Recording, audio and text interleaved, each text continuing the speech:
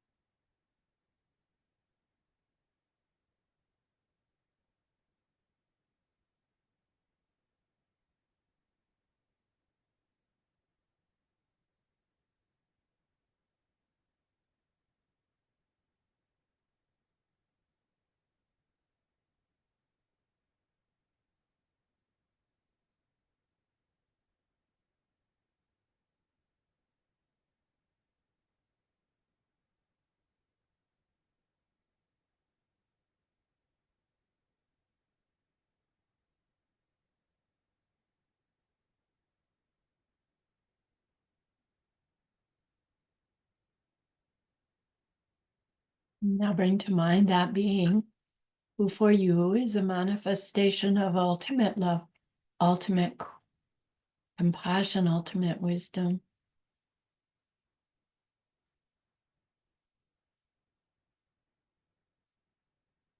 And see them there with you. They are gazing at you with their unconditional love for you.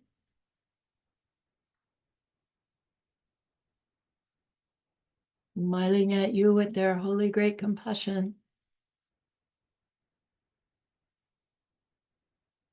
Their wisdom radiating from you, to you, at you. You know what I mean? Encompassing you in its light.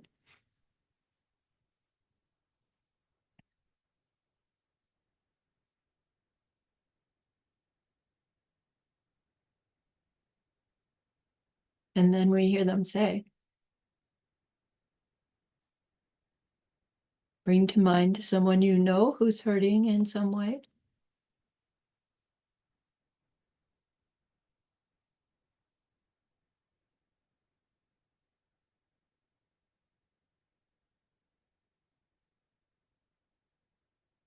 Feel how much you would like to be able to help them.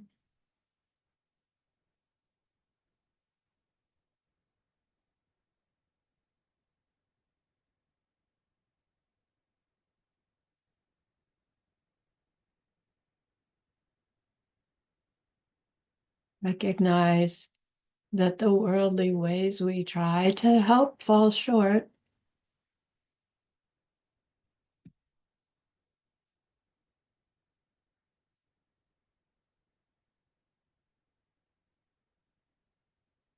How wonderful it will be when we can also help them in some deep and ultimate way, a way through which they will go on to stop their distress forever.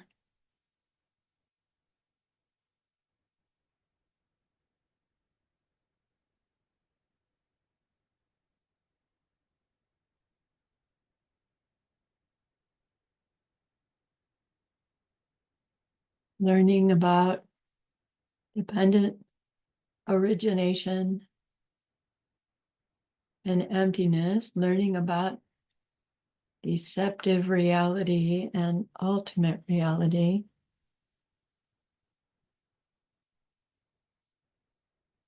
We come to see that it is in fact possible to help others stop their distress forever. It is in fact possible to stop our own distress forever, to stop recreating it by our very interaction with it.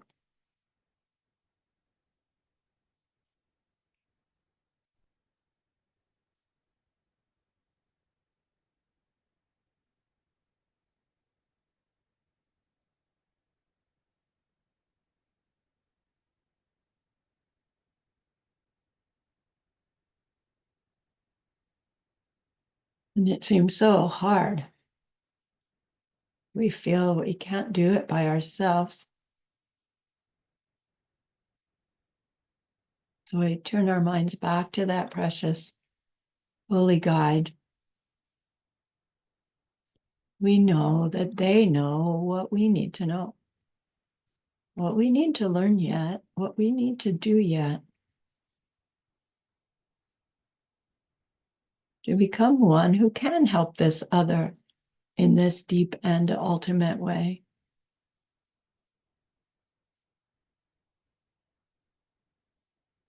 And so we ask them, please teach us that. Show us that. And they are so happy that we've asked. Of course, they agree. Our gratitude arises.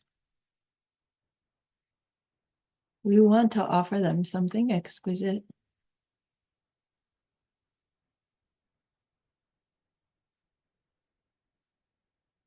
And so we think of the perfect world they are teaching us how to create.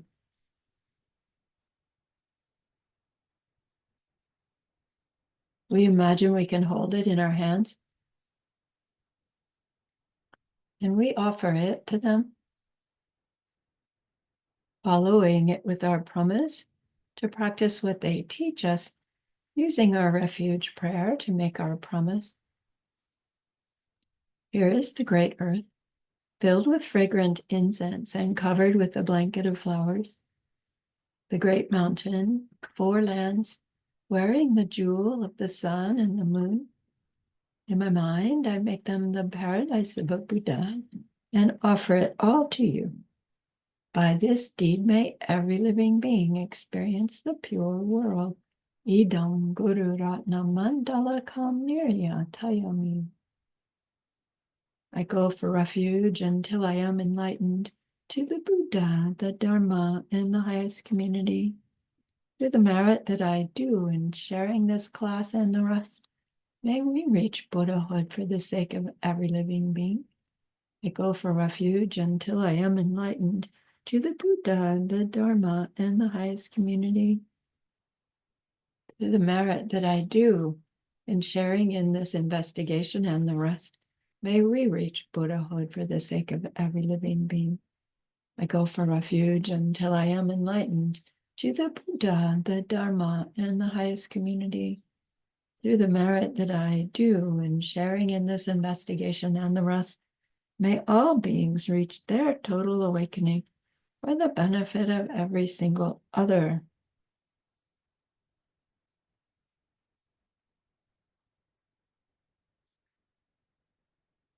All right, so I confess to you guys, I'm not well prepared for this class. Not a class, this investigation. I don't think I am either, so don't worry, dear Holy Lama.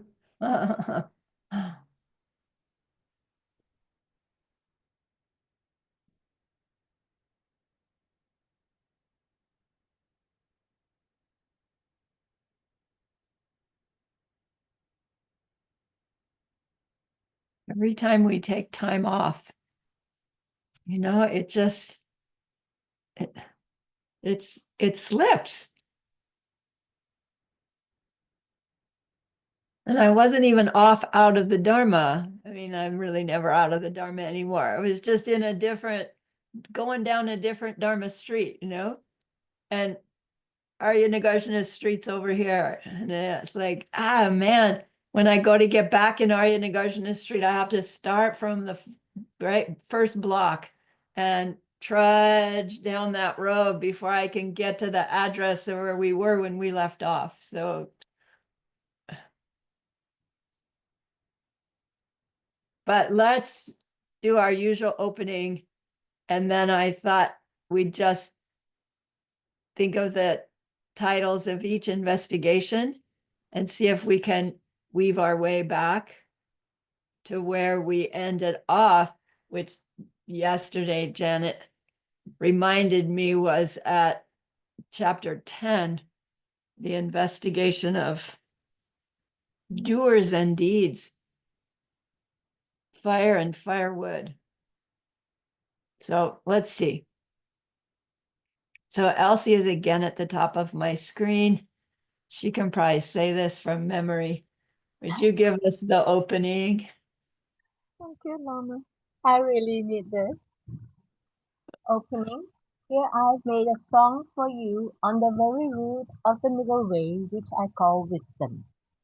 In the language of India, this text is called Prashna Nama Mula Madhyamaka Karika. In the language of Tibet, it is known as Uma Sewe Siklo Jatashra.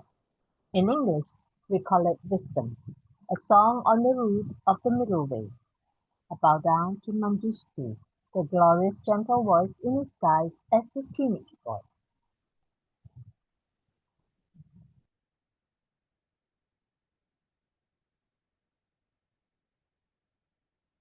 Roxana 1.1, please. Yes, thank you.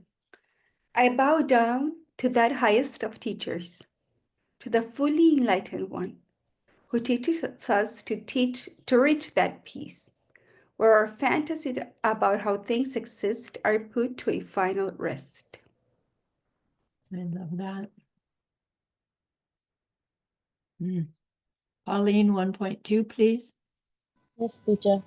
I bow to the one who taught us that things happen in dependence. Nothing ends and nothing begins. Nothing stops, but nothing ever lasts forever. Nothing comes and nothing goes. No two things are different, nor are any two the same.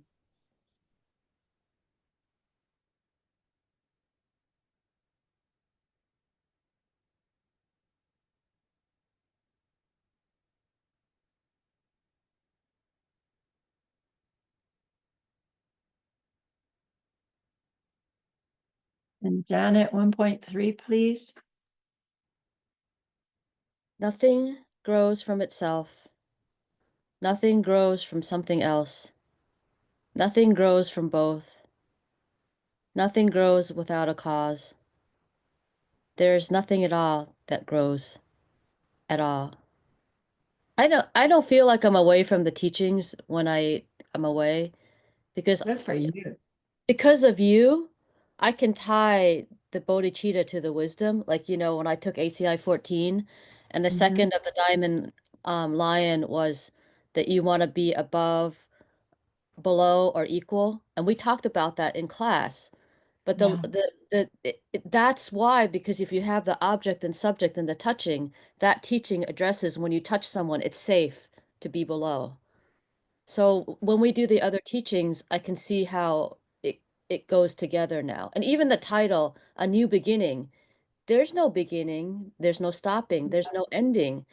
There is, Right. and There's I no, guess, yeah. So why not just go and do it? Because there's no beginning, there's no ending. We probably had past lives together. That's what's going on. So it just, absolutely. it doesn't matter. Yeah.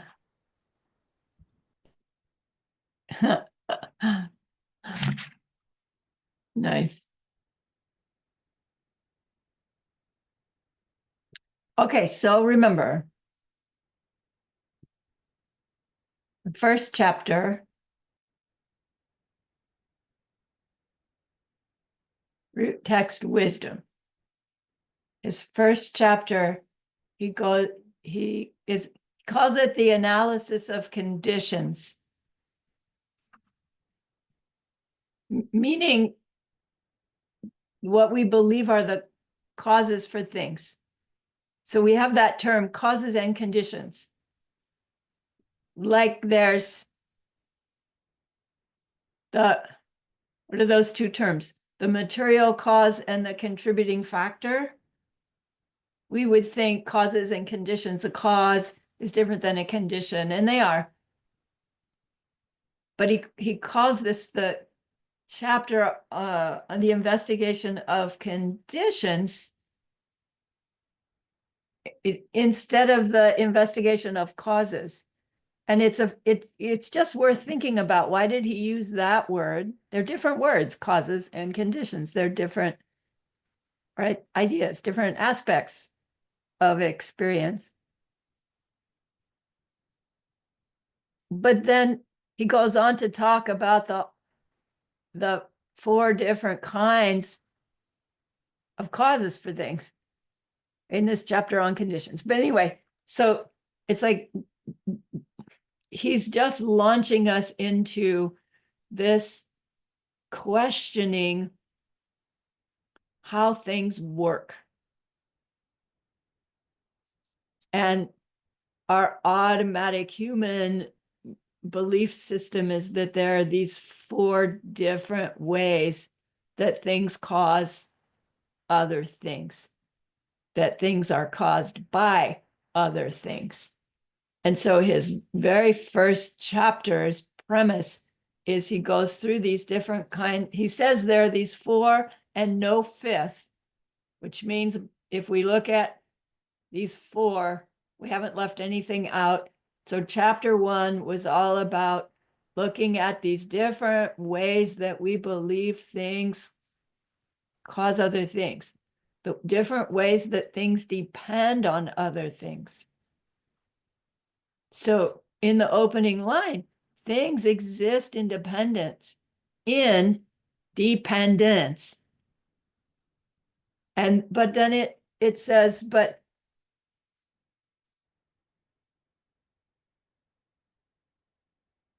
nothing ends and nothing begins. So they can't depend on beginning and ending if they don't do that.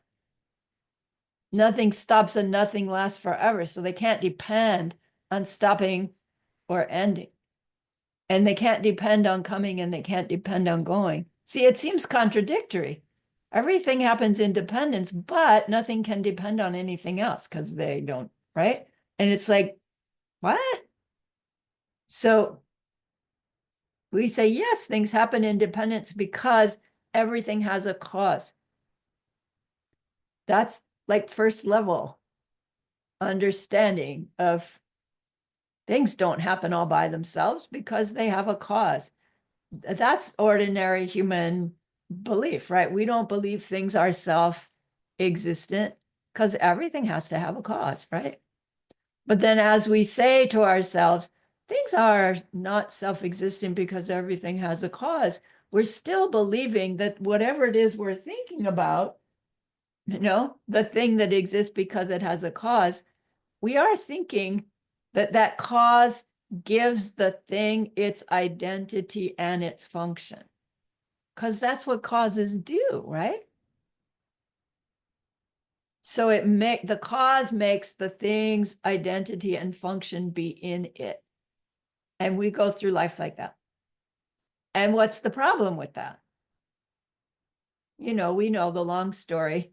That means these glasses are my glasses, not your glasses. And keep your hands off my glasses, ordinary human, right? I mean, worst case, ordinary human. This is mine. This thing will give me pleasure. This thing will help me function. This thing, I need this thing. And right, because of believing that its own causes makes it the thing that it is. Do you see? So he's going to point out, look, in first chapter, he looks at all the different ways we believe things cause other things. Is he saying that, these glasses, what we're calling these glasses, are not made up of some kind of this kind of plastic and that kind of plastic and put together? We're not saying there's no cause at all. And he's going to go on to help us recognize that it isn't even that these glasses weren't made in a glasses factory, but even the fact that they needed to be made in a glasses making factory also doesn't have the cause that we think it does. Right? So we know the punchline, thank goodness. The identity of this information being whatever it is, for me, whatever it is for you, can't be in this. It can't be coming from the glasses making factory because each one of us experiences this in a different way. And that enough is proof that The full-on identity of this thing cannot be in it.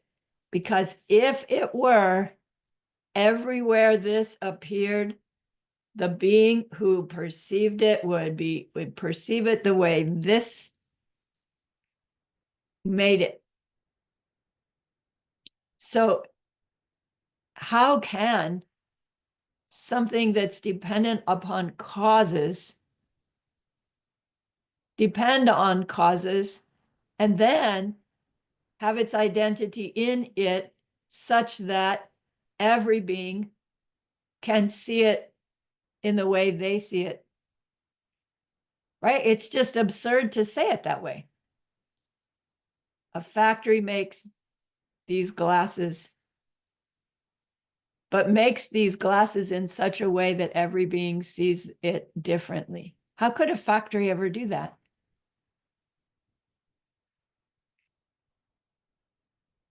It can't be.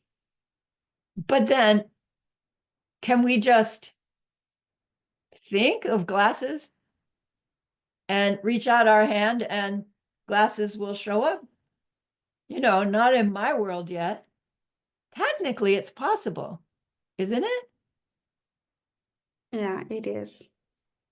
But Lama, the factory had to be making minds in order to see glasses the same way.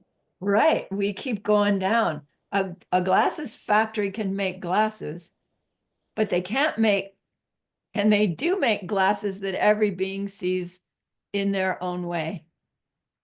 So Geshe always says, there's no glasses factory that made these glasses. But the glasses didn't poof out of thin air. They did so come from causes. But that fact, the glasses come from a glasses factory, that's what's coming from us. Not just these glasses are my projection. These glasses made in a glasses factory, blah, blah, blah, blah, blah, blah, that all of that is coming from us. So does it have causes or does it not have causes?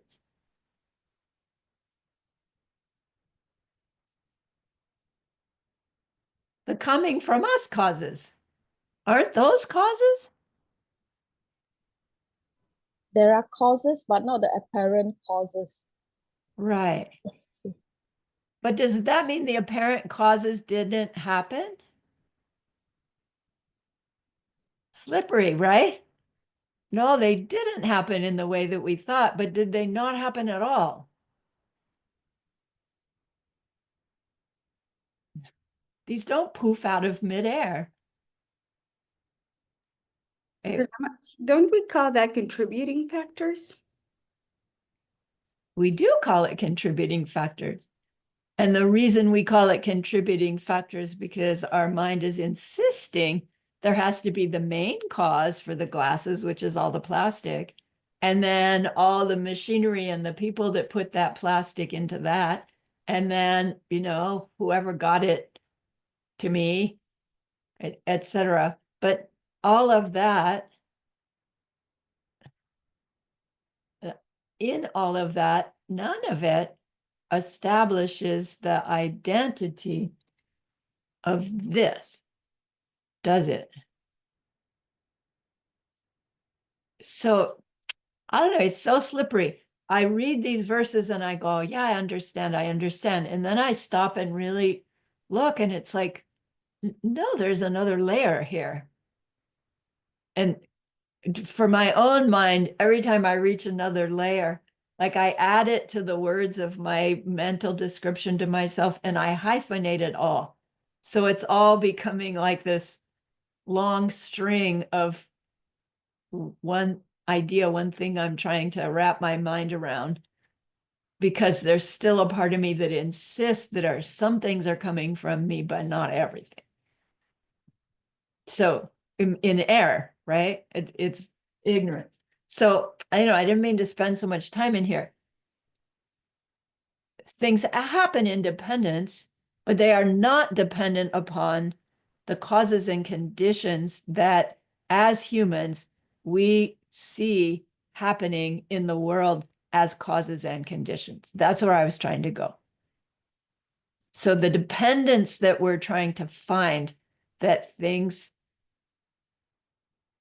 happen relying upon, is not the usual ones. That's where he's starting. It's not, the dependence is not the kind of causes that we see in the world. And this is where he says that things happen in dependence, but they don't come from themselves. They don't come from something else. They don't come from both. And they don't come without a cause. In fact, they don't come at all. They don't grow at all. And I don't know, my mind still goes, what do you mean not at all? You know, things do so happen.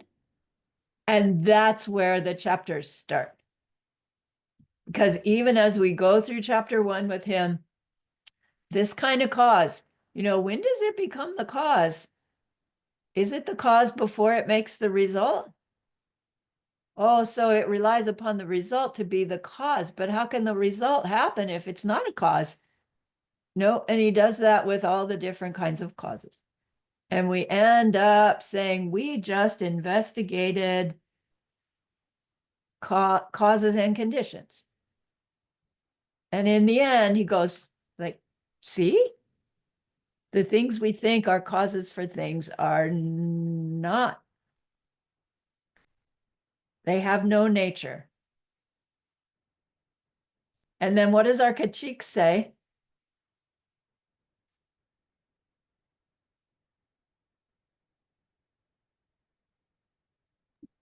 He says Let's yes. see. Yes, they do. Right. They say they do so because, right? Second chapter is the analysis of going and coming. So when he investigates the going and coming, he's using it by way of walking somewhere. But commentaries suggest, what if you think about coming and going as in coming into a lifetime and going from a lifetime? You know, that would be another way of going through these verses and saying, how does that work? Right? But let's not go there at this point. Let's just say the response to causes and conditions have no natures.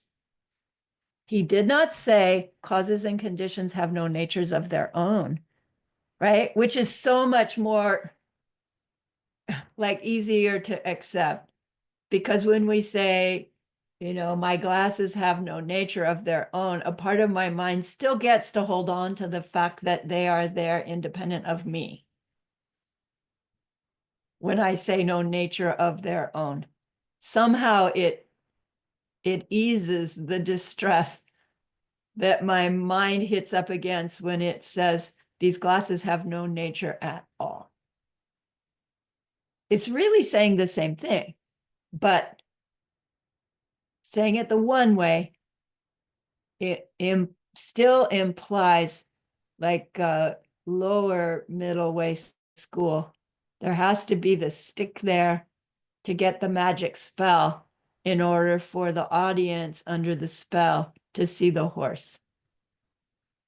Highest middle way does say there has to be a basis, but just in the sense that from highest middle way, we might misunderstand and believe that there's like a base reality where there's nothing, just waiting for somebody's seeds to ripen into something. And that isn't possible. There's only the process happening. So there's always an appearance that lacks self-nature, a being who's experiencing that appearance with its lack of self-nature, and the interaction between happening with its lack of self-nature. It's not like you start with a big, vast nothingness and then something happens. So where did I go there? I lost my train of thought. Yes, Janet. So mixed nuts takes that dependence origination, I don't know if it's dependent origination, but they take really extreme examples. So, and I think that's not what you want us to do. You want us to do like everyday examples. Yeah. But they say things like the surfer in Singapore didn't do anything to stop the baby in Finland from being born, and therefore that surfer had to do with that baby being born because he didn't do anything to stop it. Right. And we're talking about more directly connected things. But it is that extreme metaphor that we maybe can't stop our mental afflictions and we can't stop our seeds from ripening. But if we don't do anything to stop more seeds from being created, then we're not doing anything about it. We're just letting the next course, the next birth happen of the next action to happen. And it tends to cycle. It tends to be things that just repeat over and over again. Right. So they're not Right. really talking about the surfer in Singapore and the baby in Finland. They're really talking about how we look at, oh, it's just so like, it's too much for us to do, so we're not going to stop it. And then we just don't do anything about it. Yes, yes, yes, yes.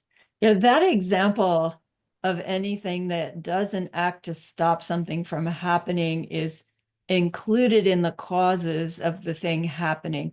It was included in one of those different causes in chapter 1 that Nagarjuna is saying it is true that anything that doesn't interfere with the start of something contributes to that start of something by way of not interfering with it, just as you have said. And that's one of the causes that Nagarjuna is saying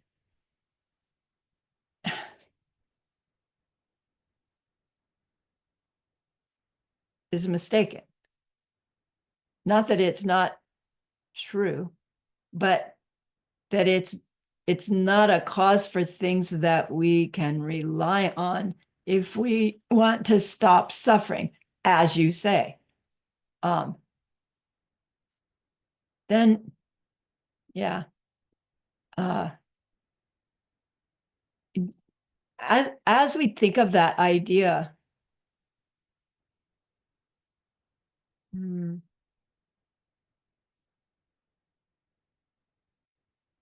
I don't know if I can verbalize this. That concept that everything that doesn't interfere with the cause of something contributes to the cause of something gives us this glimpse into how vast our mind is, actually. And it gives us a clue into, I can't get it, yeah,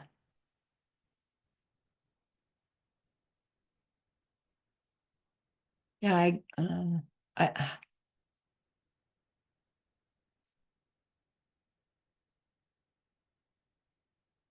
I can't get the words. Like being fully awakened,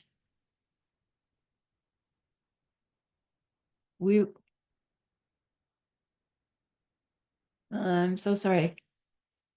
It gives me this glimpse into our empty, our own being's emptiness is so vast that it includes every happening thing that does and doesn't interfere with any experience I'm having in this moment.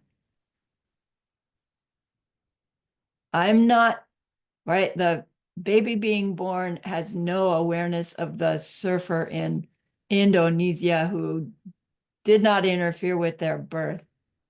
But the fact that the surfer didn't interfere was part of that newborn baby's karma, part of their mind, right? Our mind is karma.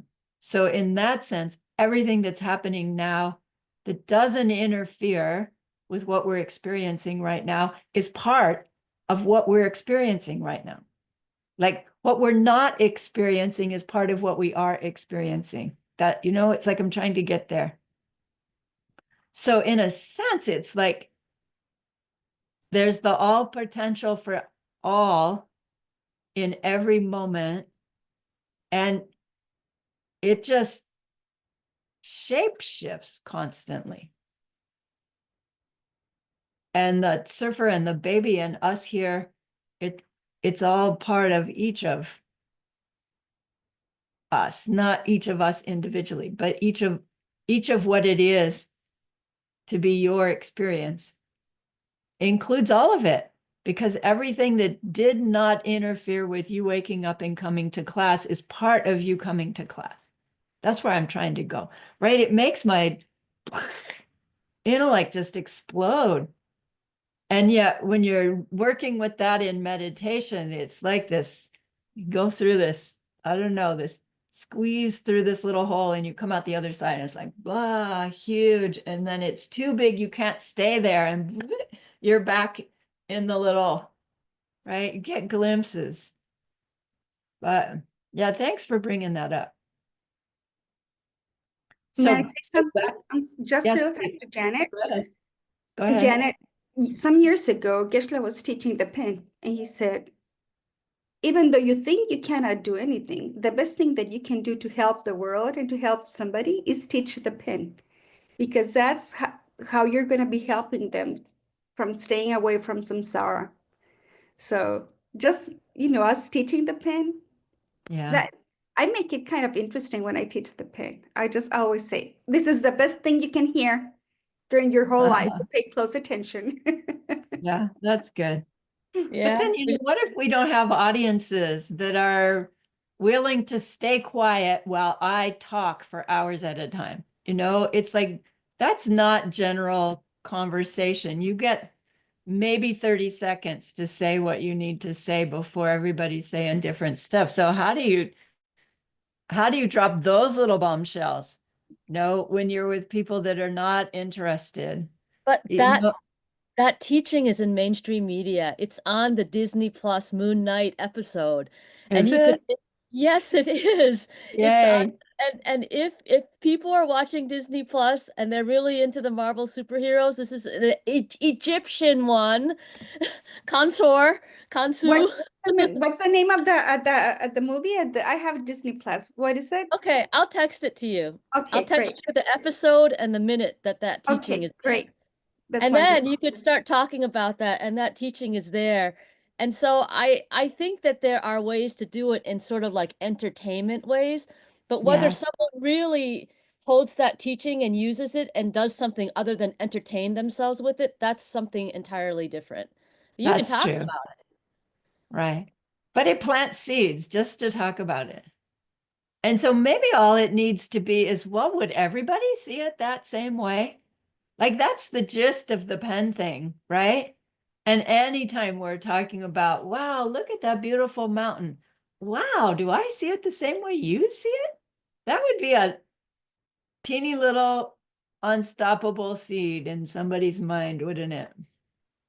I don't know. I don't do it as often as I could. But yeah, that's a great point. It's really all we need to know. Okay, let's go back. Chapter 1. All those things that you think you are causes for things, says Nagarjuna, they just appear to be causes for things they're not really. Right? He doesn't say it gently like that. He says all those causes, no nature at all of being causes. And our critique goes, what? There must be causes for things because something causes me to go from here to there. I get up in the morning, I go to the toilet, then I go to the kitchen and I make tea. And then, I get ready for class, and then I'm going constantly. I'm going and coming constantly. Don't tell me there aren't causes. Something causes me to get up and go to the bathroom. I have to go to the bathroom. Something causes that. Don't tell me there's no such thing as causes. Did Arya Nagarjuna say there was no such thing as causes? Yes, he did. He said they have no nature. Well, if they have no nature, how do you recognize it as a cause? Come on. Well, this is just a joke, but if you had an indwelling catheter, you wouldn't have to go up and go to the bathroom. I know. So do I need to wish for an indwelling catheter? Yikes. I was going to say the opposite of not having that. I was just having a result. All right.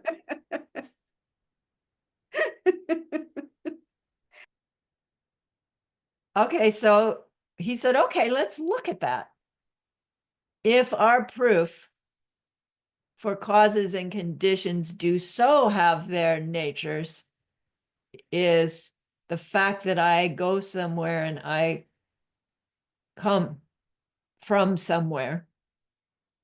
Let's check it coming and going. And you remember that chapter?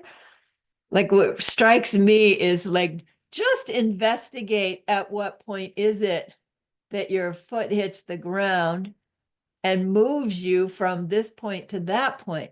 Really dig down in your personal experience.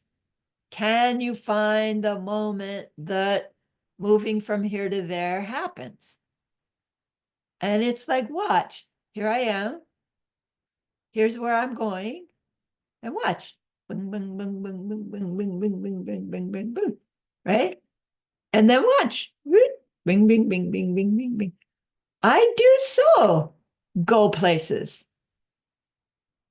And Nagarjuna says, well, at what point can you say you're actually going? You're not the goer until you're going, right?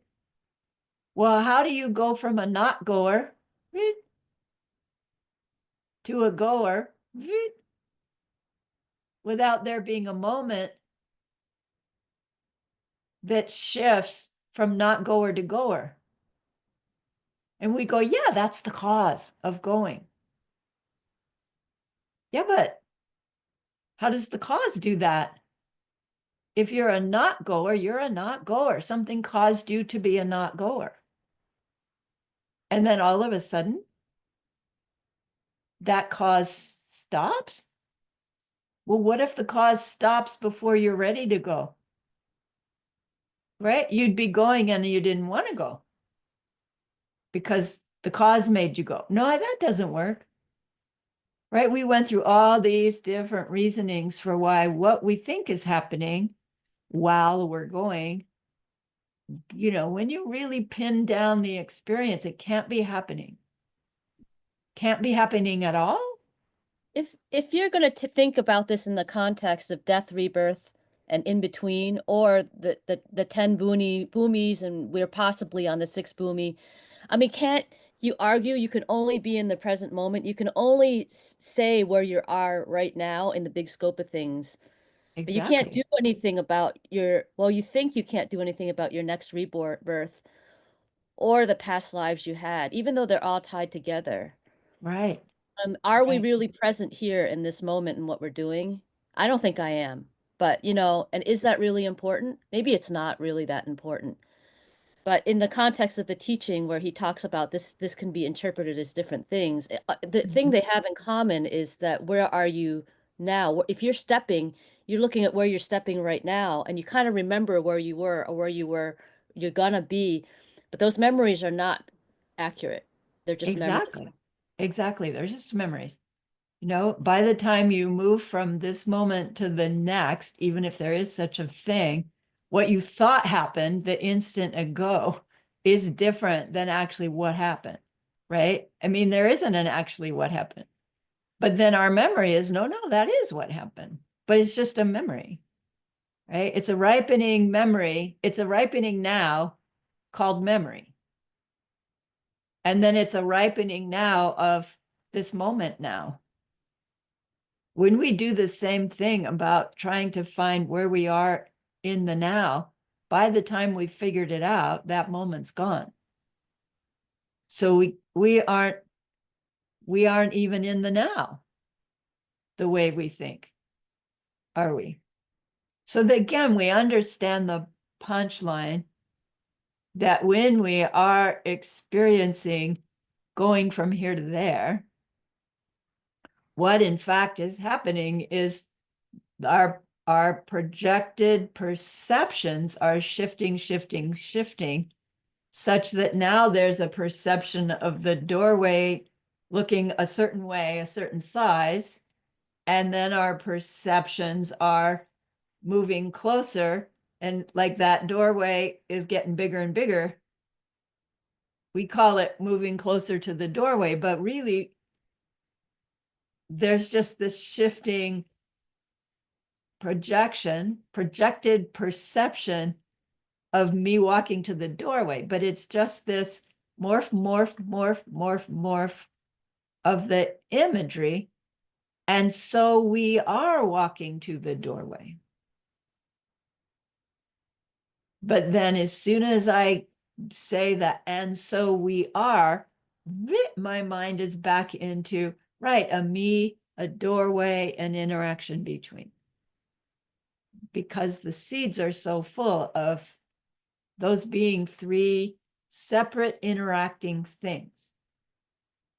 The me, the subject, and the interaction between. So he's trying to help us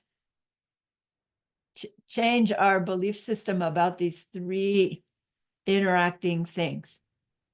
And our Kachik is going to cling for dear life to each one of them needing to have some kind of identity of their own so that they can interact. Right? Three things can't interact if they don't exist. And when our mind hears, they don't have any nature, we fall off that cliff of, well, then they're not there. Because to be there is to have some nature of identity, some kind of identity, something. And to have an interaction means you got to be there to interact. And every time he shows us, it seems like they're doing that, but they cannot be. Our Kachikos, wait a minute. And that's going to move us through the chapters. No causes and conditions. Sounds like he says. What he says is causes and conditions have no nature. Which would really mean anything can cause anything, wouldn't it? Anyway, we dig in and say, that's not true, Nagarjuna. There have to be causes and conditions because something causes me to go from life to life. Something causes me to go from room to room. And he goes, all right, we'll check that all out. That was chapter 2. He spent a long time on it because he's going to come back to it again and again and again. Other chapters will say, this is just like the analysis of coming and going. So we want to get this one pretty clear. When does a goer become a goer? When does getting there actually happen? How does a non-goer become a goer in the first place? Let's get to the last couple of lines.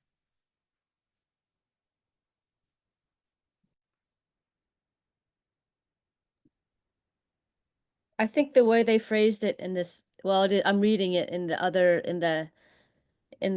Chandrakirti book is there's no arising or production of phenomena. There's no arising or production of phenomena. Yeah, which would lead us to think there's no phenomenon at all, right? And it's like, then what's all this stuff around me? Yeah. But if there's no awareness of us going anywhere, then we wouldn't be aware of where we're going. So Absolutely. we have to have this awareness that we're going somewhere, we're reaching somewhere. Then there's the going on. Right. Oh, you just gave me a flash and then I lost it. Without awareness of going, there's no going. Yeah. Then we would, There's awareness of something else. So awareness of not going, right? The awareness of staying and the awareness of not going are those two different awarenesses. And then, oh, here it is. So when you say you have to be aware of going in order for you to be going, like I would ask myself when I hear that, does that implication say then that we could reach a state of no awareness at all, and that would be reality?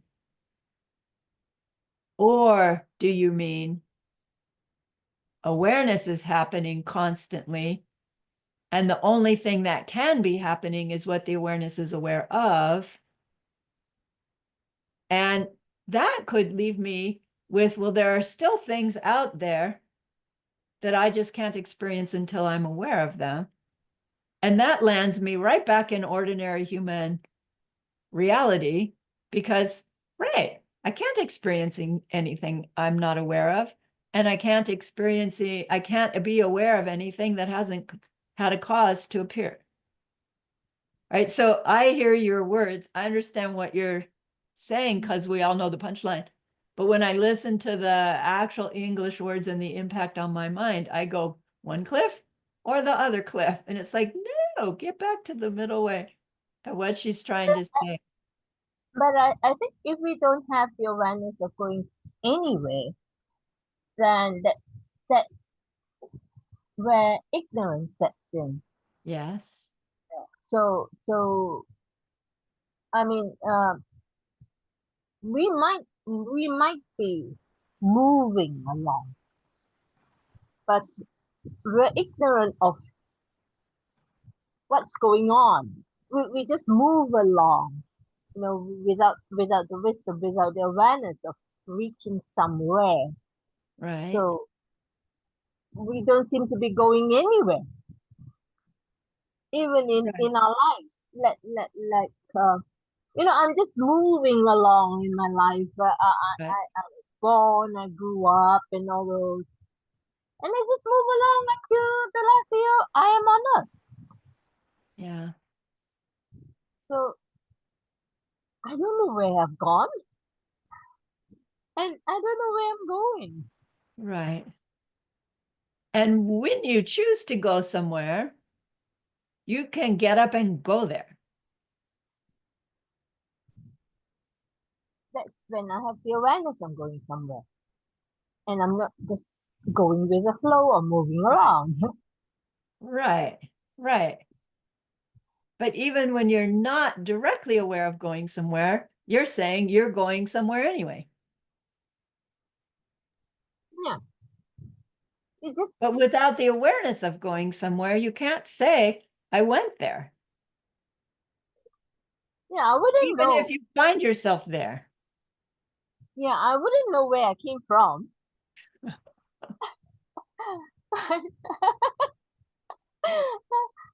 like no, if let's say if I do not know where I'm going, and somebody asks me, hey, where do you come from? I know.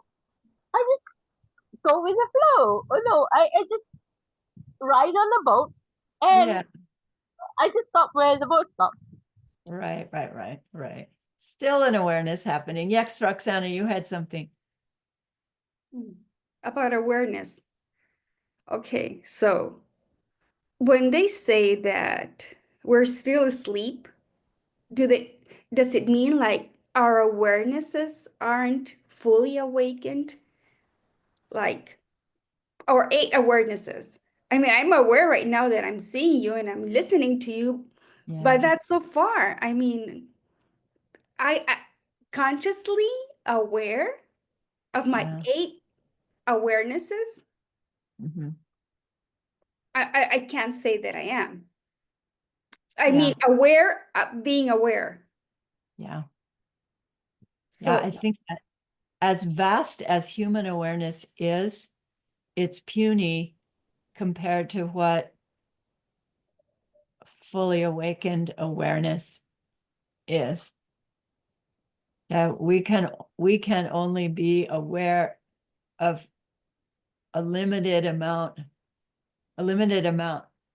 And I would go out on a limb and say 65 per instant pixels of awareness is our samsaric human capacity of awareness versus a fully awakened being experiencing in any given thing its emptiness, which is its potential to be anything Right. And anywhere. and anywhere, of itself, of it, the object, and of the interaction between. So 3 levels of awareness of the appearing nature and empty nature all at the same time. Okay, it's like the infinite ripenings and plantings simultaneously is the capacity of the true nature of our mind, which is its emptiness. You know, in Mahamudra, that special meditation, when we're digging down in and finally just deciding I'm going to leap into the emptiness of my own mind. No, we reach Buddha, right? Not Shakyamuni Buddha. Yes, You yes, reach yes. your Buddha, you're fully awakened. So that's the importance of trying to identify the seeds ripening, right? Yeah. It's ripening, so I can be aware of the aware. Right. Although when we experience directly the seeds ripening, the implication of that is from this direct experience, we now know that everything has always been like that. Like from the direct experience of it towards one thing, because, of what the goodness that got us there, that instant implication is this is how everything has ever always worked. And that's how the next step is, and nothing has ever been any other way than that. And that's the empty nature of it. So you can see how the impact of that aha, if we take it into meditation while we're still in the power of it, you'll go into the direct perception of the no self nature. First of things, not directly, but then it'll drill down into the me, the no self nature me, which is what you experience directly, apparently, right? In that experience is the no self nature me. But I think at that point, what we're calling me is all existing things. It's not your personality, me. Yeah, That's that dropped by vanishes, the right? wayside. Right. Yeah. It should vanish. I mean, Right. Right. The misunderstanding about it vanishes. right. Yeah.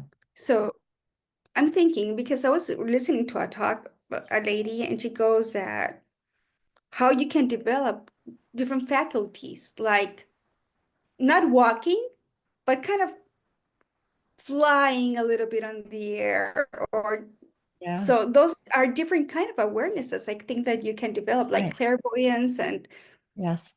and I was thinking, wow, there are 49 kinds of faculties that a person can develop. Mm-hmm. And Mm-hmm. in listening to just we're not going anywhere, I think we are going somewhere.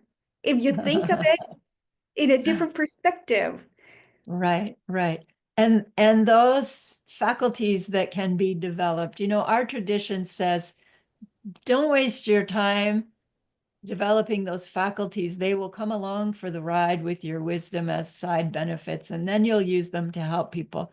Yes, that's But what he said. Yeah. they also say, and look, the reason we can develop those faculties is because we shift our perceptions of things, right? So when we say we shift our perceptions of things, it means our projections project differently.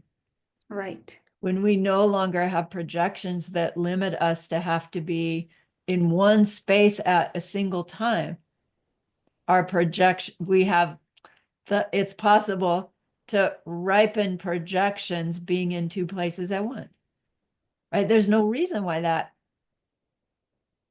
right? With projections, with mental images, anything is possible, not by wishing it, however, okay? By planting the seeds for it. He says that people who have developed those faculties, they don't even think or know or use them. Their ego, it's not to show it off. It's just, Yeah, it's there.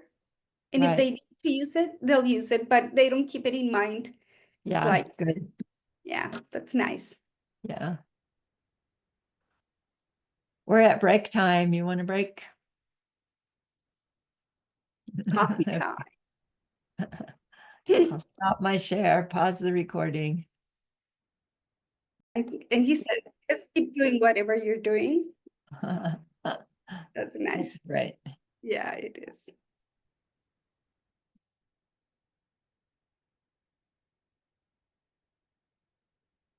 Okay, so our hero, Arya Nagarjuna, has said, look, causes have no natures. We go, what? I do, things cause me to go places. And he goes, well, look, that going and coming has no nature either. And we go, but I see things, I hear things, I smell things, right? And Buddha taught that we have, right? That we are beings that interact with other things. My computer working here.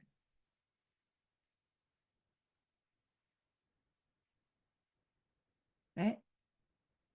And I see things, I hear things, smell, taste, feel, and think things. Like I am so a goer, as if our existence felt threatened by not going and coming. So chapter 3 is the investigation of the powers. Do you remember that one? We took the time to go back and do each of the different sense powers. And he went through this sequence of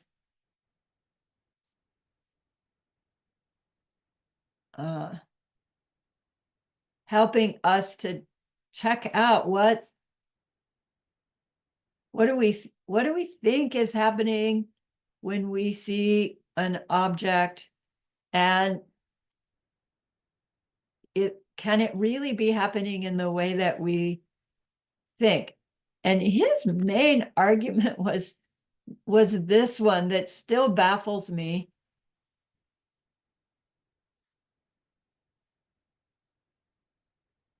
No, maybe that's not the one. It was about the eye seeing itself.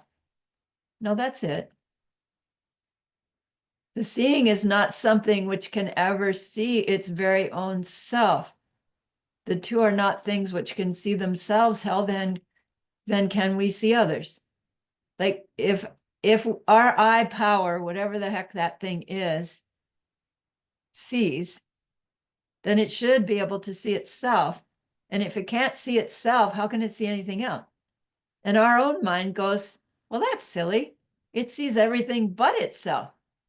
Well, if it's a thing that sees and there's something it can't see, hello, what's wrong with that picture? Says Nagarjuna. If what it is to be something that sees, it should be able to see anything and everything. There shouldn't be any kind of limitation. If it's seeing is in it from it. And our own, educated human mind goes, that's silly, there has to be an outer thing, and you have to have the tissue, and you have to have the awareness. There are all these other factors that go into seeing. And Nagarjuna would say, right, that's my point. There's no such thing as seeing by itself. But you just said, I do so exist as a goer and a going, one who goes and one who comes, because I can see myself doing it, right? Because I hear things. He's like using our own argument. And it's like, it even goes over my head still. His argument that our argument is flawed. And it's like, oh, there must be a me that sees in order to have this experience of seeing. And he's saying, well, let's really check it out. And in this chapter, it's going to come up soon if we ever get there. We must have said, look, let's use fire, right? Fire burns firewood because firewood is there to burn. And so fire happens when it's burning firewood. And in that same way, these three factors come together.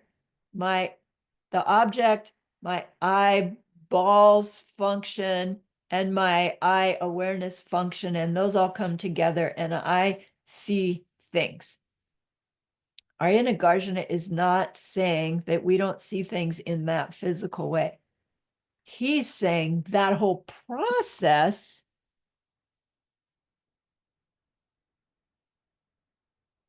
is driven by the experience ripening of it.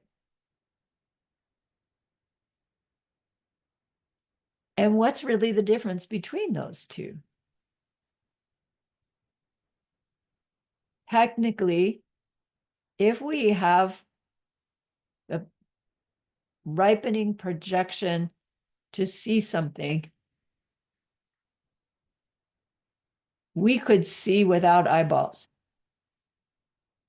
right? If the projection was to see something, we would see it regardless. But human projection ripening is, I see that with my eyeball and my eye consciousness, right? That our seeds have been planted with the need to see through eyeballs. And so the seed ripens when we see with the eyeball that sees. But technically, you could see with your big toe. Buddhas see, right? With all aspects of them, they say. Yes, Janet. Is 3.2, the seeing is not something which can ever see its very own self? The two are not things which can see themselves. Isn't that what you ask us to do in meditation? We're supposed to Yeah, look at ourselves.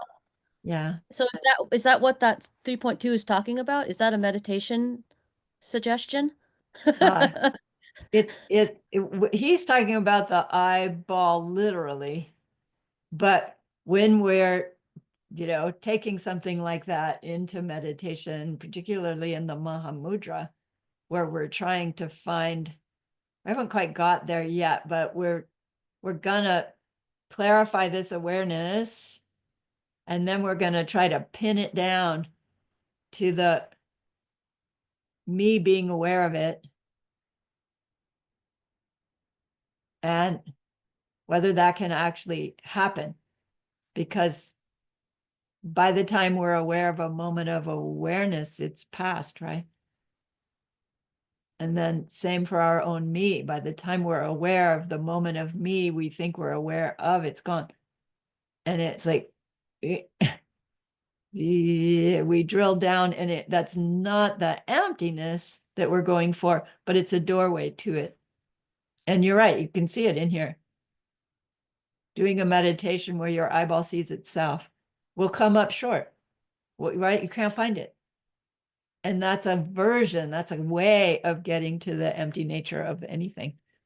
When you go looking for something that you think is there and don't find it, right, you just keep drilling down. Mhm. Isn't Okay, like the so- example, I'm sorry, the knife can't cut itself. Right, right, right. Like we can't be self-aware. There's that whole argument, or not argument, but separation between lower schools and higher school is whether you can have self-awareness.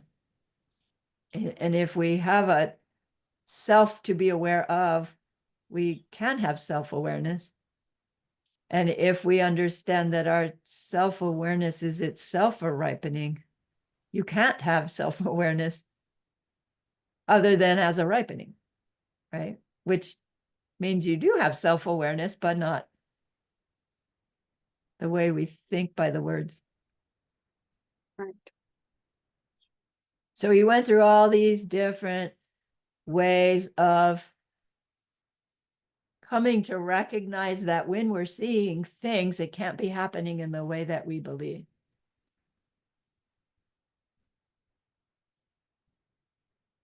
And our mind hears him saying it's not happening at all.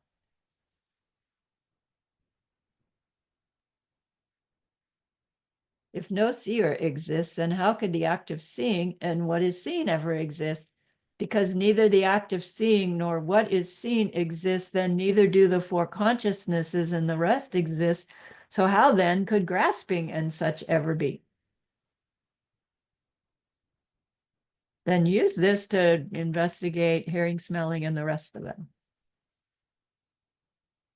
The analysis of the powers that we got to because we said, I do so come and go, because I see myself doing it. And now we hear him saying, yeah, well, the seeing yourself doing it, that isn't happening either. He didn't say that, but that's what we hear. So we go, what? I do so exist, right? We're just clinging to that. I do so exist. Because Buddha taught, I've got those 5 heaps. One of the heaps is physical form. So chapter 4 was the analysis of the parts of a person, meaning the 5 heaps, not nose, ears. But his investigation, he uses physical form, probably because it's so obvious.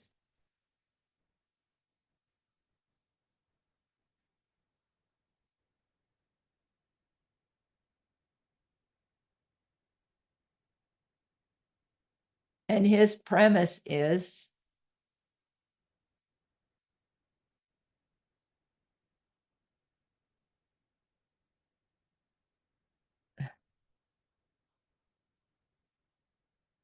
what do we think is the cause of form? And how does that cause turn into the result? Or what do we think the form result is? And how did it come from its cause?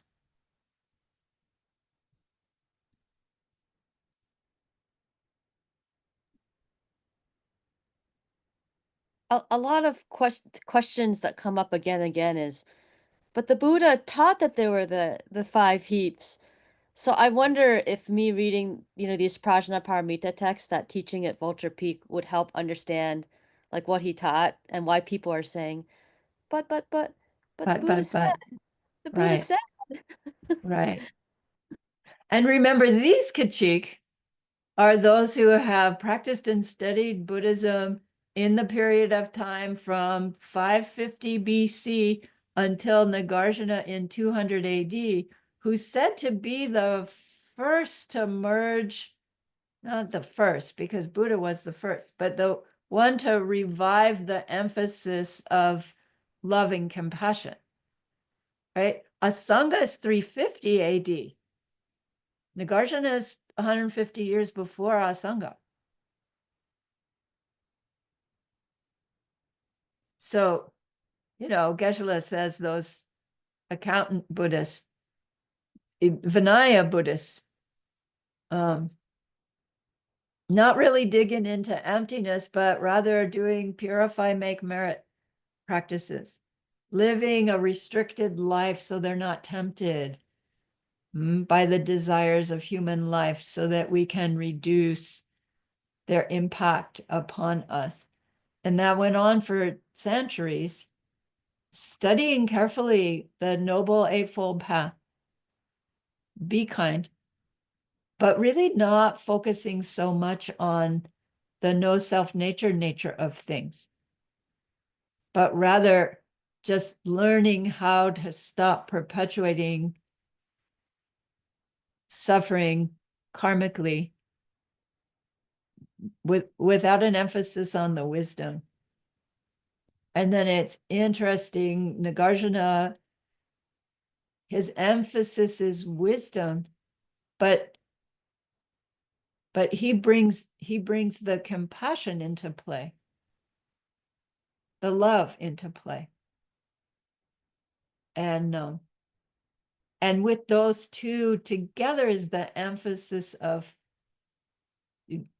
the dependent, understanding dependent origination alone will be limited in our ability to change our reactions to things. We'll eventually hit a wall. And then studying or trying to understand wisdom, emptiness of things, without doing it with this for this bigger purpose, will likely not have the impact on our mind of like expanding our urge to help the world, but rather could lead us into that nihilism. Well, nothing matters, right? To study emptiness without having the impact of how we'll use it to affect others could very easily slide into that. Well, if things are empty, nothing matters. When in fact, things are empty. What happens to me doesn't matter. How I respond to it matters exquisitely. Our response to our experiences are critical. So Buddha's early teachings were all about the 5 heaps. It was about all existing things and how all those things are suffering. And we needed to hear that for lifetimes and lifetimes, because we were so convinced that there are some pleasurable things in human life. There are lots. But if we mistake where they come from, if we believe that that pleasure is in the ice cream cake that we ate too much of yesterday for David's birthday, if we think the pleasure's in the cake, we're just perpetuating aging and death as we enjoy it. So you could see how in that level training, we'd say, well, then just don't give me any cake at all. If I'm just going to perpetuate suffering by enjoying it, I'll avoid it. But in the long run, right, that it doesn't get us beyond some temporary ending of our mental afflictions. It will get us to the permanent ending of our mental afflictions, but it won't get us to the end of suffering for everybody. And we're in a Mahayana school, right? We have the seeds that to already say it's, yes, I want the end of my own suffering, but I don't end there, right? It's not the end of it for me. That's what landing in Mahayana school is, right? It's in our hearts in some way. Why did I go there? Because the heaps, right? At this level, the Kachiks level, they're like 5 heaps are real. Buddha said so. Are they real? Not in the way we think. Do we have 5 heaps? Yes. Because with every instant of projection, in that projection is the me with 5 heaps sitting here sharing this investigation with you, with your 5 heaps. Hyphenate all of that coming out of my seeds. Then same thing from your side coming out of your seeds. Right? My me includes my 5 heaps, like so automatically. I'm not even aware of it. But wait a minute, we just agreed with Elsie. If you're not aware of it, it's not happening. Maybe that's not so true. Maybe there's levels of aware and not aware. Are we ever not aware? Not even in deep sleep, not even in anesthetized, not even in dead. There's always awareness. Yeah. How in dead? I mean, because your mind's still moving, is Right, in constant flow. That's why you're still, I mean, your physical body's dead, right? right. The physical body's dead. But the awareness is moving on. Right. Mind movement. Beep, beep, beep, Right. right. 65 per Mhm. instant. And even So in the bardo, yes, right now. even in the bardo. Right? How Yeah, can we that's why we remember? use our lotus turning mudra. It's just like, that's what we are. That's Yes, what but exists. would it be wonderful if we could remember? I mean, what's I it don't today like? know if it would be so wonderful to remember what I did to make my United States political world right now. Egads, like egads. And like I've kind of done that, trying to purify, and then I think, okay, my feed's gonna say something different. And it's like, oh, wee little glimpses, but the one, right? Or the handful of ones that are like my worst ripening ever. I don't think I would want to remember. Thank you very much. But you would regret. You would have the upper, because when I remember things, Yeah, I honestly do regret. you're right. You're right. You're right. I regret without remembering. Gosh, Yeah, I'm so sorry, all of you who are experiencing the impact of my selfish, awful well, behavior. I'm experiencing too. I mean, the whole world is experiencing. So it's our collective karma ripening. Collective No, it's right, all mine. correct. Yeah, yikers. Yes, Pauline. Teacher, since talking about Bado, I like to ask, understand that there are 7 sets of 7 days in the Bado stage after a person dies or a being dies, right? Enter into the Bado stage before the stage of rebirth. And then, is it after the 7 sets in the Bado stage, definitely the being has to be reborn, or can some being be stuck in the Bado stage forever? I mean, eternally. Yeah, yeah, yeah. Those, Yeah, I hear what you're saying. yeah. And So when I've heard it explained, they say, at each at each 7, yeah, there's this little death happens again.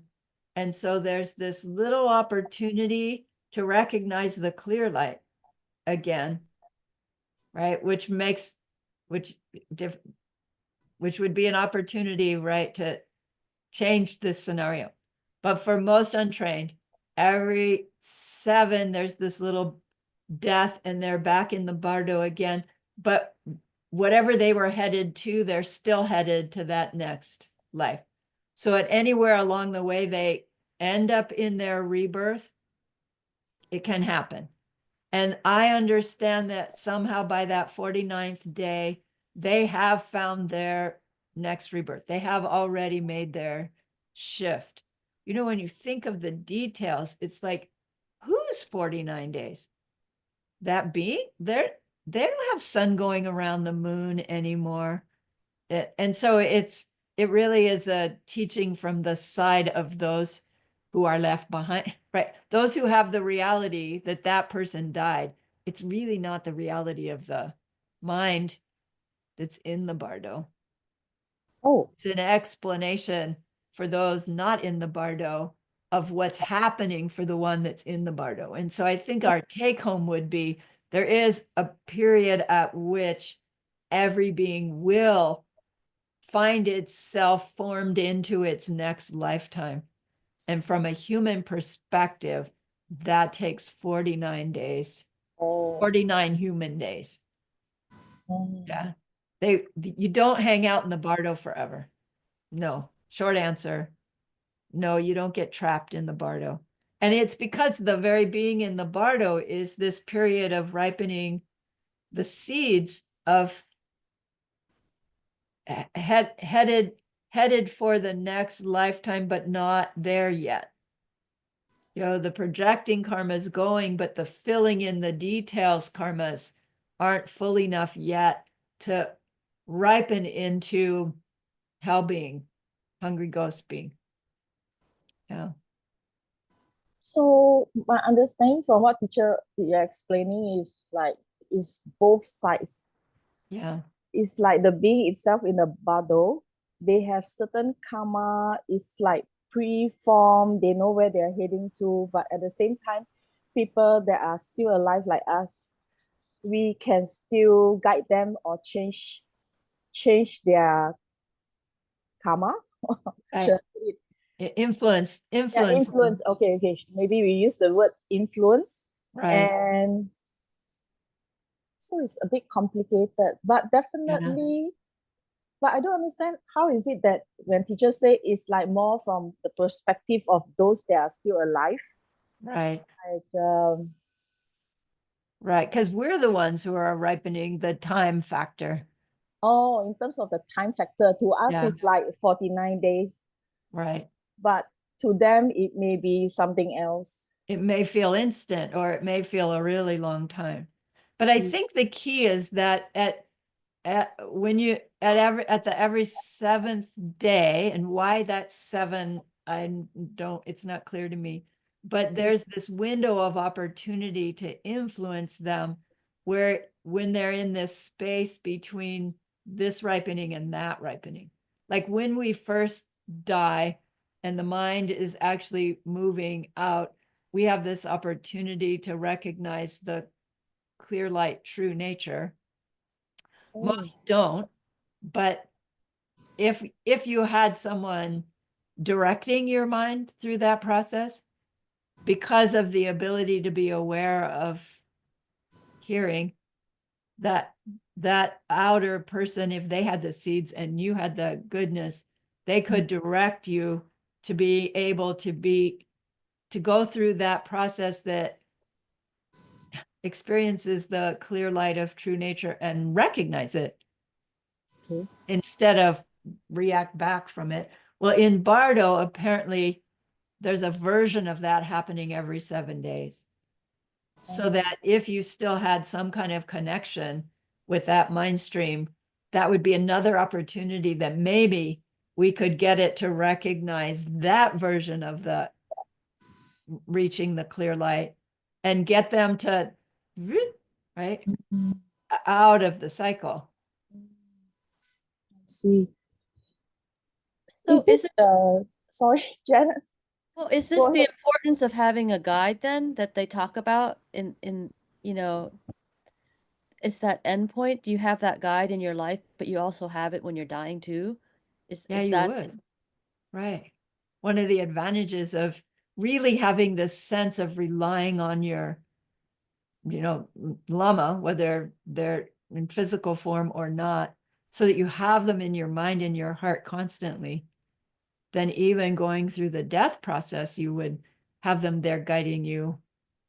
And yeah, you're right. We could have the seeds ripen that they would take us through that process into the clear light, recognize it as our own true nature. And then we would be in the mind would be in the position when it stirs forth from that, which isn't by choice, that will be forced by the movement of winds that are driven by desire, will send us, right? That impulse will send us back into a life in which we can continue our spiritual evolution, right? We hear that at some level we can choose our next rebirth, or we at least know where we're going, and we'll be in circumstances that will be in the teachings, right, well taken care of. That is all a very different kind of bardo. It is still bardo, but a very different experience from the bardo of a untrained, unrealized mind, which is, really no different than how we're experiencing, just this constant outshoot of our karmic seeds forcing our reality. That process still happens. It's just now bardo. Yeah. So the rebirth, right? Then comes a rebirth. Mhm. And right now, what I'm experiencing, it's such a great joy that we're going to be having the opportunity to have two more beings, bring them closer to enlightenment, or Mhm. they're going to be having the opportunity to be closer to enlightenment. Uh-huh. And it's just another set of mind when Right. you have this wisdom. Right. It's not that, oh, my girls are pregnant. No, I'm thinking, oh, I Yeah. wonder what beings we're going to be having among us, and they're going to be Right. having an extraordinary opportunity Mhm. to get enlightened during this lifetime. Right. Yay. Yeah. So, teacher, from your explanation during the Bardo stage, meaning to say to see the light, the being in the Bardo stage has got 7 chances in that sense to see the light. Yeah, if I understand, and I'm not sure I do accurately, in those first few days, Mm. they have this opportunity that's going on through that period of time for us, those first 7 days. And then it gets harder and harder, Okay. because the ripenings that they're experiencing, are getting heavier and heavier, or like more scary, Yeah. and right, so it's harder and harder, but that, like, so for the first 4 days, that's when it's really, really possible. And then the next 3 days, it's still pretty possible. And then less and less and less possible as you go through. But every 7th day, a little bit more window of opportunity. But really, the first 7 days that's the time. Okay. So it's really true that it's important that we as the loved one, we should think of the past good deeds the dead has done and rejoice for them, and they should be able to hear us, and hopefully we can guide them to the light. Right. No, I just try to keep my mind focused on their mind stream and keep saying again and again, recognize that clear light as your true nature. Nothing is happening. Nothing ever has happened, right? You are that identity of the all possibility. And right. And yeah. And then how do you know whether it was effective or not? Believe that it was. You Do should you have to, teach us that, Lama. do you have to say out I- loud or in the mind? Do you have to say Yeah. out loud? Yeah. Do you have to like say out loud, or you just have to like think in your mind, in that whatever teacher has just mentioned? Right. I do it in my mind, but technically it should be said out loud, like Okay. whisper. Okay. So if you're doing a formal practice of reading for the dead or dying, you actually read out loud, not whisper. Out loud, as if you're delivering the instruction says as if you are delivering like on a radio station. You're speaking into a microphone and it's going out, so you're clear, precise, yeah, slow, careful. Interesting. It's like broadcasting. Yeah, right. And then they say that a Bardo being's mind has the capacity to understand any language. So it doesn't really even matter if you're speaking the language of their dead, right? Mhm. The thing is to have the sense that you have made a connection with that being. Mm. And so the way we make the connection is usually by using their name, but technically speaking, they're not attached to that name anymore. By the time they get there, that name has no meaning for them. Mm. But for us, right? We use the name to connect to the mind stream that was associated to that name for us. Mm. And it's like you're turning into their radio station. Tuning. Yeah, by calling their name, but Connected. understand that it's like, Yeah. if we're thinking, like, I don't know, maybe you're reading for your father, right? And when you say your dad's name, you have a body that comes to mind, into your picture. It's like, just ditch that. You're not talking to the body. The body's right. You're talking to the mind stream. Mm. Probably we didn't relate so much to my dad as a mind stream. So it's a little bit harder, but you want this mind connection to them. And you'll kind of sense when you have the connection, right? When you're doing this regularly. I don't do it regularly anymore, but It's like teacher, you mentioned the book of the dead. They send you signs. yeah, I use that, right? I use that. It's not in our lineage, but I find it really effective. Thanks. The American Book of the Dead. And it is possible the Bardo beings are coming to join Roxana and her family, but we just don't know. Right, Okay. right.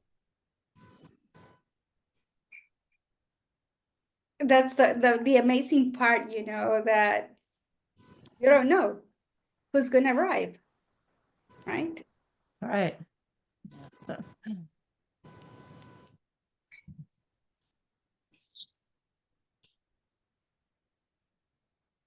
When someone has come and argued for emptiness, like Nagarjuna is saying, everything is empty of self-nature. Everything. Don't you get it? Some may come and answer, yeah, but Nagarjuna, blah, blah, blah, blah, blah. They can't be empty because donuts taste good. He goes, but none of these represents a reply, because it's just exactly the same as the quality to prove. It's cryptic, but he's saying every time somebody argues against emptiness, it's proof of emptiness. Do you see? Because they're arguing against emptiness because their perception is emptiness means nothingness. And that proves the emptiness of emptiness. Because if emptiness had its own nature, as soon as we heard the word, we'd go, oh, I understand. But emptiness, the empty nature of all existing things, is a projection too. How does that land? It sounded Emptiness like is a projection too. it sounds like a tongue twister, dear Lama. And if I didn't follow you what you're saying, and if I didn't understood, it would be like a tongue twister for somebody. I know, come on. We've come a long way in our investigation of Nagarjuna. Maybe when we think of ourselves, it's still like, I don't get it. But like we get it a whole lot deeper than we think we get it, or we wouldn't still be doing this. And I don't know. But I mean, Chandra Kirti says, I mean, this is all intellectual, that as long Yeah. as we're on that six bhumi, things exist in name only, and things are coming from our mental projections. And at some Right. point, when you get past that, it's gonna change, it's not gonna. But at this point, things exist in name only, and we call it emptiness. We're calling it emptiness because we've given it a name. Right. Right.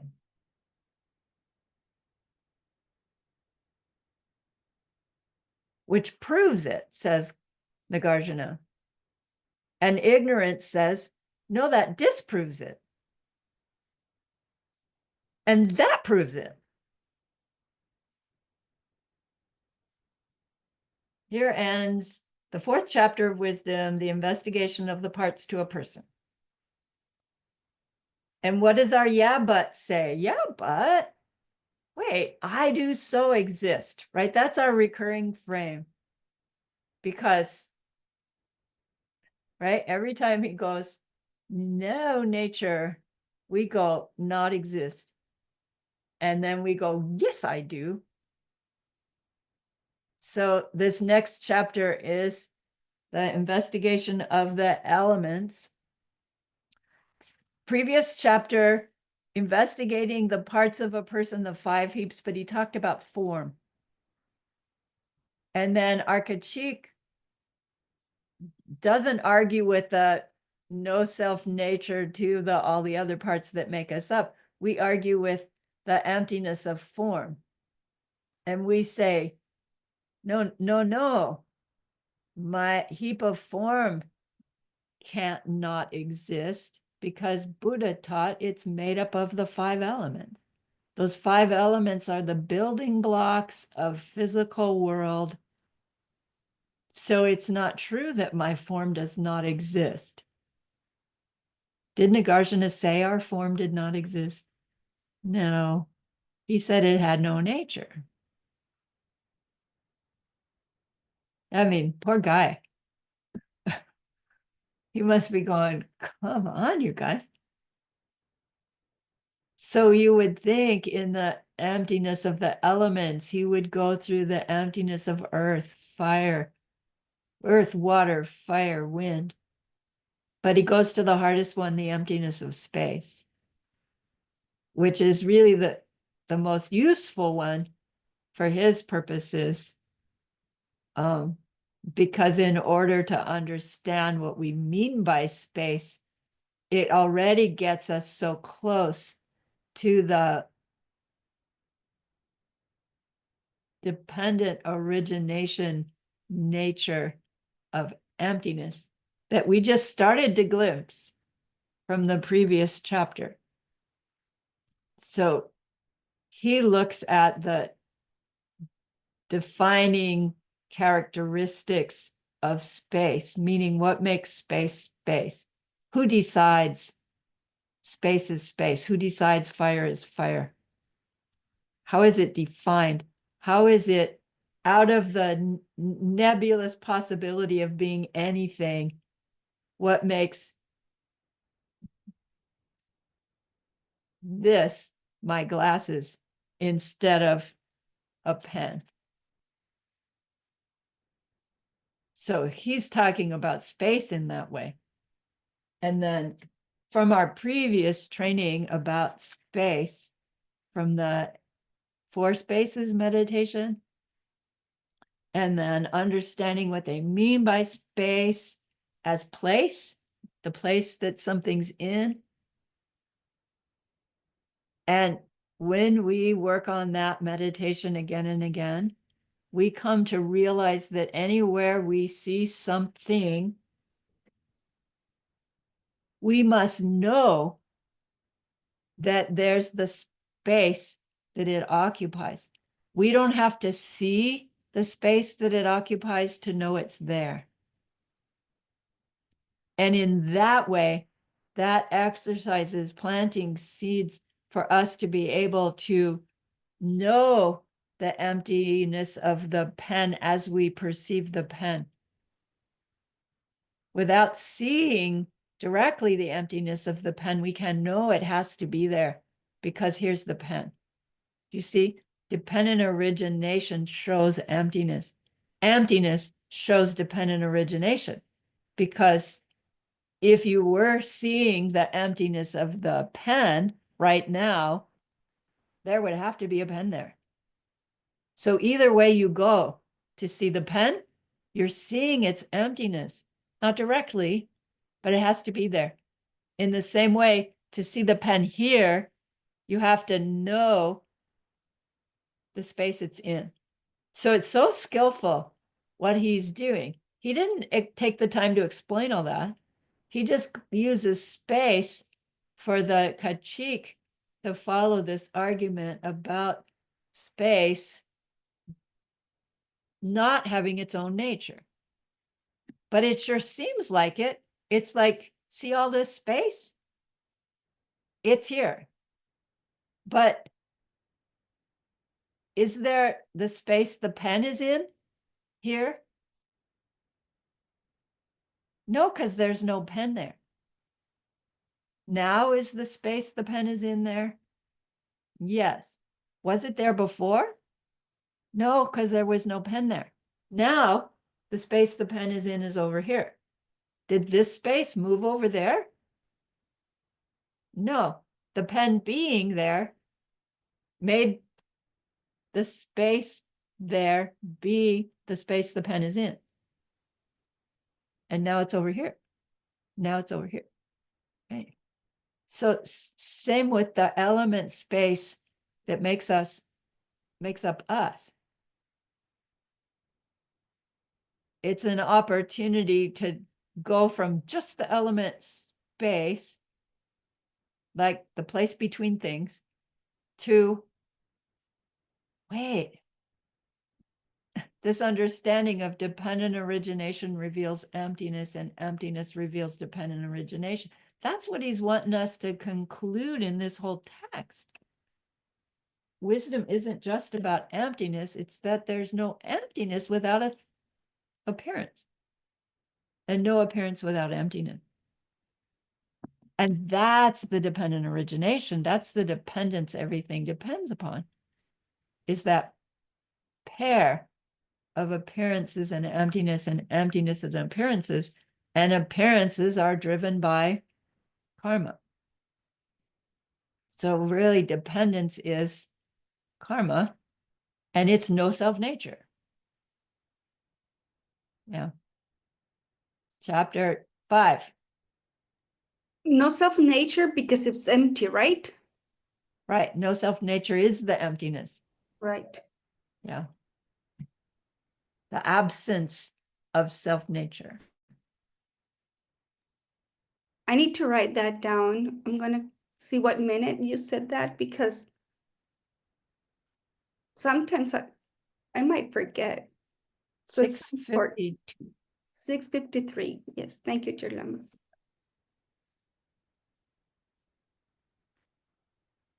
So our Kachik, following along. What? No space? No elements?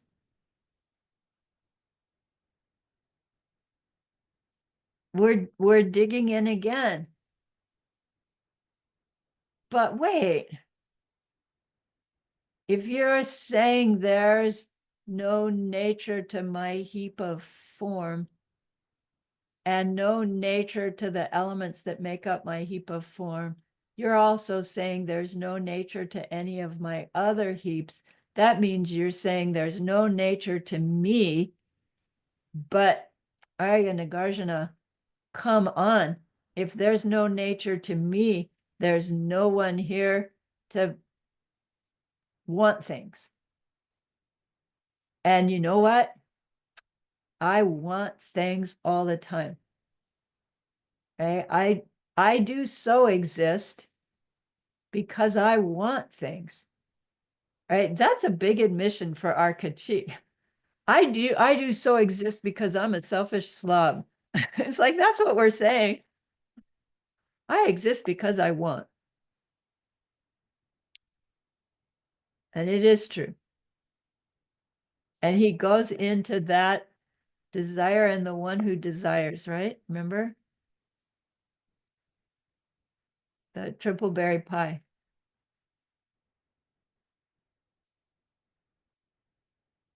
And he launches into the, well, which comes first argument. Which comes first, the desire or the thing that is desired?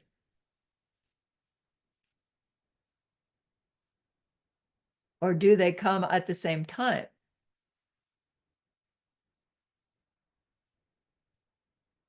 And if they come, one comes first and the other comes second, that means they have to have this relationship, and that has to have two existing things. And if they're two existing things, how do they ever come together to touch? Now, you can't have a me who desires triple berry pie if there's no such thing as triple berry pie. Does that mean we can't desire things that we've never experienced before? Then how can we desire Buddhahood if we've never experienced it before?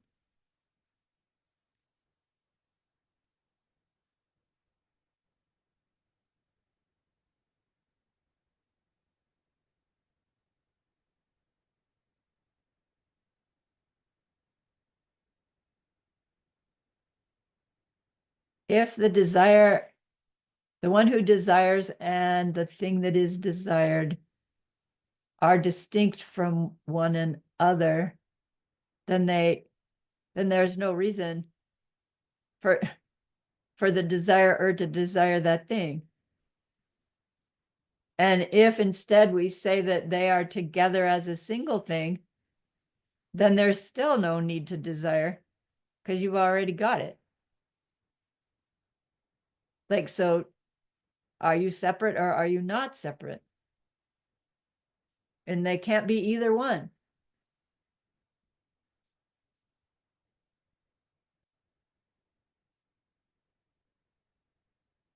Where's this final verse? Here it is. Thus it is that the two of desire and the person who feels it cannot exist either as things together or as things which are not together. Just as with desire, there are no other things which can exist as together or not together. And is there any other way to exist than either as together or not together?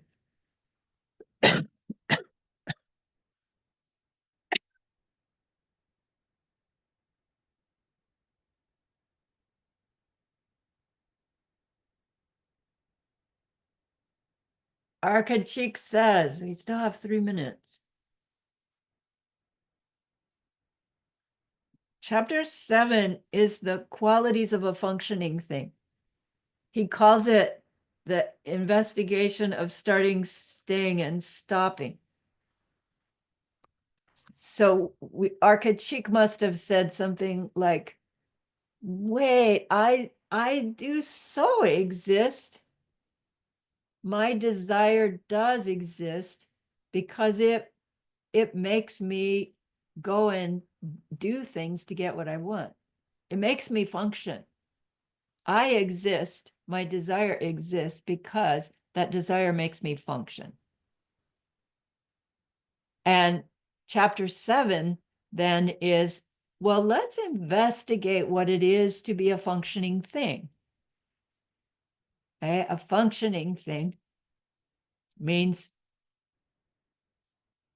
we're not doing something, and then we're doing something, and that doing something brings something else about, and then we're done because we've brought it about. And he says that's what establishes being a functioning thing. But let's check out, at what point do we establish that we're starting to do something? And at what point after we've started is the thing there happening, right? The function is happening. And at what point can we establish that the function has ended? Because what it is to be a functioning thing is to start, to stay, and to stop. So we have to be able to establish those 3 parts or those 3 aspects of this functioning thing, whether we're talking about me as a functioning thing or my car as a functioning thing. To establish it as a functioning thing, we have to establish its start, its stay, and its end. Got it? Yes, Janet.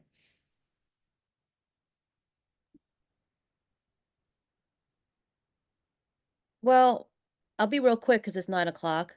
But this Right. country, right? This country, we were in retreat and I came back. There was a vibe.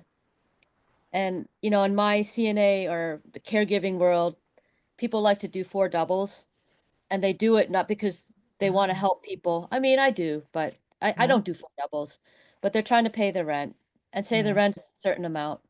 And then the cost of stuff is going up. Well, they Yeah. can't work more than 4 doubles. I guess they could. So this forces the change then. So this Yeah. this thing where, you know, you say that you want things.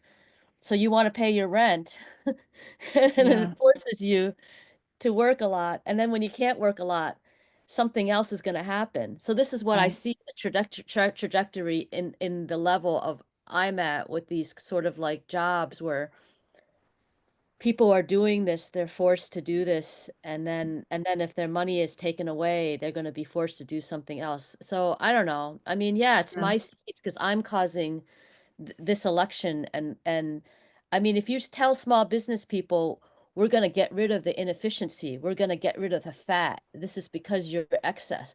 Well, what if your business is already efficient? You Yeah. can't. So Right. this is what I see happening now with our trajectory for our Yeah. seats, Me electing too. people that are doing this. And that's this chapter. You know, I That is. do desire things. So I desire to pay my rent. And Yeah. that's why I'm doing these changes that are going to happen. Right. So I have experienced this in a huge way since I got Yeah. back in January. Yeah. Really, really directly. Right. Okay. So thank you for helping me with that review. We still haven't gotten back to chapter 10. We'll try again next week. So, like, you know, I hear what Jen is saying. I fortunately am not personally in that same space of, you know, needing to work harder to make more money to make a living, right? But I Which see that in matters. my world. I feel it. And it's like, how is studying Nagarjuna gonna help me relate so that my own seeds can shift so that people that are in Janet's world and her position, how do I finish that sentence? How I can help this whole system shift such that what they do to make a living is more easily effective. Is that fair to say? Well, I mean, you already told us is to look at all situations with emptiness because in that stance, anything is possible. But then when Right. we try to look at things with emptiness, we fall asleep or we lose focus or the dryer bell goes off. And so the Right. seeds aren't quite there for us to see it all with emptiness. And then I want to cry. I want to cry. Yeah, me too, me too. Yes, Roxana. Okay, this is what I'm doing. Because here also we are having problems with our government, with drug dealers and so on. So just give me a minute. Adrián, no cuelgues, ahí voy, mi amor. So what I'm doing is I'm not relating to the big picture. What I'm doing right now is relating to what I can do to help others immediately in my own surroundings. Yeah, So probably by teaching Dharma, by helping in so many other ways, I can help, but right, not worrying about the big picture that I can't influence immediately. right. Continuing for us to be generous in spirit, Right. right? Be available with a smile. Be available, you know, to, I don't know, do your vacuuming for you. Be available to be generous in spirit. And you're right. You're right. Stick. What's that phrase? something global, but act local. You know, concern global, but act local. Because our local activity is what changes our outer world. I'm trying. Okay. So remember that being we wanted to be able to help. We have set in motion the helping of them in that deep and ultimate way. And that's really extraordinary. Please be happy with yourself for being here. And think of this goodness like a beautiful glowing gemstone that you can hold in your hands. Think of your own precious holy angel wisdom being guide, who's so delighted with our efforts. Feel your gratitude to them, your reliance upon them. Ask them to please stay close, to continue to inspire you and guide you. And then offer them this gemstone of goodness. See them accept it and bless it. And they carry it with them right back into our hearts. See them there, feel them there. That love, that compassion, that wisdom. It feels so good, we want to keep it forever. And so we know to share it by the power of the goodness that we've just done. May all beings complete the collection of merit and wisdom, and thus gain the two ultimate bodies that merit and wisdom make. So shine that light out to those beings, every single one. See them all lit up with the power of loving kindness to themselves, loving kindness to their close ones, loving kindness to the ones that are far, loving kindness to the ones they don't like, especially. And may it be so. May it be so. I'm really, really hoping that the new pope that gets chosen will be a progressive new pope, you know, who's a one from a non-European country, right? As this huge, big impact on the world, right? That will spread to continue to influence people to see the power of helping people, helping each other. Like I see it as this really symbolic thing. So it's like, please, please, please pick a progressive pope. Okay, thank you, everybody. See you next week, if Thank not you, dear before. Holy Lama. I'm Thank you. stopping recording. Okay, Teacher, bye. bye-bye. Thank you,